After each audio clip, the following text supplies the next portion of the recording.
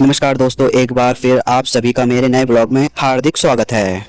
आज मौसम बहुत ही सुहाना है। ऐसे में गरम गरम प्याज की कुरकुरी पकौड़ी खाने का मन हो ही जाता। तो चलिए बिना देरी किए शुरू करते हैं।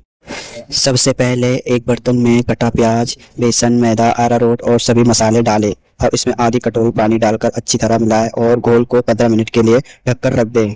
15 मिनट के बाद एक लोहे की कढ़ाई में रिफाइंड तेल गरम करें। तेल गरम होने पर गैस की आंच मध्यम कर दें। अब मिश्रण को सारे थोड़ी थोड़ी मात्रा लेकर पकौड़ियों को तेल में डालें और सुनहरा व कुरकुरा होने तक तलें। जब पकौड़ियाँ अच्छी तरह सुनहरी हो जाए तो उसे निकालकर गर्मा गर्म चटनी या चाय के साथ परोसें। हमने प्यार से बनाई और पूरे मजे से खाई। मिलते हैं अगले वीडियो में, तब तक के लिए राधे राधे, जय श्री कृष्ण।